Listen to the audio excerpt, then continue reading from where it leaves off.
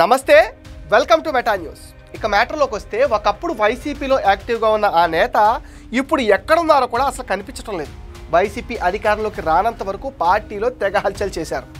అధికారంలోకి వచ్చాక అధినేత మంత్రి పదవి ఇవ్వకపోవడంతో అలకబూనారు. 2024 అసెంబ్లీ ఎన్నికలకు ముందు వైసీపీని వదిలేసి కాంగ్రెస్లో చేరిన ఆయన జగన్ బుజ్జగింపులతో మళ్ళీ తన మనసు మార్చుకుని తిరుగుటపాలో వచ్చేశాడు. అయినా సరే టికెట్ దక్కలేదు. అప్పటి నుంచి తీవ్ర అసంతృప్తితో ఉన్న మంగళగిరి మాజీ ఎమ్మెల్యే ఆళ్ల రామకృష్ణారెడ్డి వైసీపీ ఓటమి తర్వాత నుంచి అడ్రస్ లేకుండా పోయారు. కూటమి పార్టీ అధికారంలోకి రావడంతో పూర్తిగా సైలెంట్ అయిపోయారు. కార్యకర్తలను కలవడం లేదు. వైసీపీలో ఉండగా చంద్రబాబుపై న్యాయస్థానాలకు వెళ్లడంతో పాటు అనేక కేసులు వేసిన ఆర్కే ప్రస్తుత పరిస్థితుల్లో ఇబ్బందులు తలెత్తే అవకాశం ఉందన్న భయంతో ఉన్నారట. వైసీపీ ఓటమి పాలయ్యాక ఆర్కే జగన్ను కలిసిన సందర్భం కూడా లేదు. ఇటీవల ఆర్కేను సత్తెనపల్లి ఇన్ఛార్జిగా పంపిస్తారనే ప్రచారం జరిగింది. కానీ అక్కడ అంబటిని తప్పించిన జగన్ మరొకరికి అవకాశం ఇచ్చారే తప్ప ఆర్కేను నియమించలేదు. దీంతో అసలు రాజకీయాల నుంచి ఆళ్ల తప్పుకోనున్నారనే ప్రచారం కూడా జరుగుతుంది. ఆళ్ల రామకృష్ణారెడ్డి వరుసగా 2 సార్లు మంగళగిరి నియోజకవర్గం నుంచి విజయం సాధించారు. 2014, 2019 ఎన్నికల్లో వైసీపీ నుంచి గెలిచారు.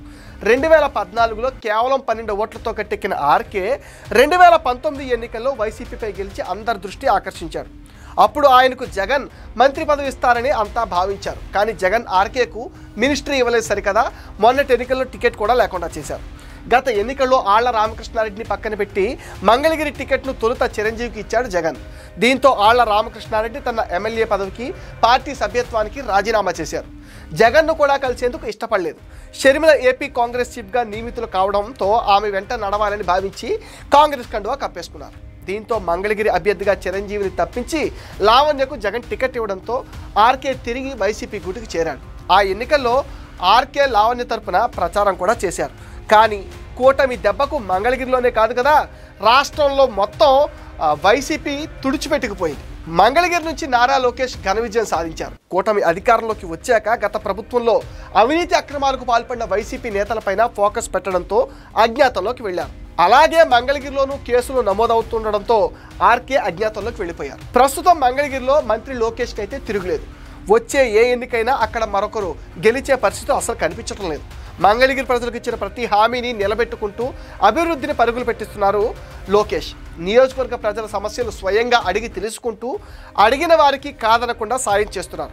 ఈ క్రమంలోనే లోకేష్ దెబ్బకు ఇప్పటి వరకు సైలెంట్ మోడ్లోనే ఉన్న ఆర్కే ఇప్పట్లో యాక్టివ్ అయ్యే అవకాశాలు కూడా లేవంటున్నారు. ఎన్నికల అనంతరం నియోజకవర్గాల వారీగా ప్రక్షాళన చేస్తున్న జగన్ కూడా మంగళగిరి నియోజకవర్గం పైన అసలు దృష్టి పెట్టలేదు. ఏది ఏమైనా ప్రస్తుతం మంగళగిరిలో వైసీపీ పరిస్థితి ఉండి లేనట్టుగానే కనిపిస్తుంది. ఇప్పటికే గంజి చిరంజీవి వైసీపీని వీడి జనసేనలో చేరిపోయారు. ఆర్కే పార్టీలో ఉన్నా లేనట్టే ఉంటున్నారు. దీంతో కార్యకర్తలకు ధైర్యం చెప్పేవారు, కనీసం వైసీపీ వాయిస్ వినిపించేవారు కూడా లేకపోవడంతో అక్కడ పార్టీ మనుగడే ప్రశ్నార్థకంగా మారిపోయింది. మంగళగిరిలో మంత్రి లోకేష్ను ఎదుర్కొని నిలబడటం కష్టమని భావిస్తున్న ఆర్కే అసలు వైసీపీకి గుడ్ బై చెప్తారనే ప్రచారం కూడా జరుగుతుంది. ఇప్పటికే చాలామంది వైసీపీ నేతలు ఆ పార్టీని వదిలి వెళ్ళిపోయారు. అందులో జగన్కు అత్యంత సన్నిహితులే ఎక్కువగా ఉన్నారు. ఇప్పుడు ఆళ్ల రామకృష్ణారెడ్డి కూడా వైసీపీని వీడితే ఆ పార్టీకి కోలుకోలేని దెబ్బే అంటున్నారు రాజకీయ పరిశీలకులు. ఇది మెటా న్యూస్ అప్డేట్. ఈ వీడియో పైన మీ విలువైన ఒపీనియన్ని కామెంట్ సెక్షన్లో మెన్షన్ చేయండి. మీరు ఇచ్చే కామెంట్స్తో మరిన్ని ఇంట్రెస్టింగ్ వీడియోస్ మీకు అందిస్తామని మీరేం చేయాలి మీకు తెలుసుగా.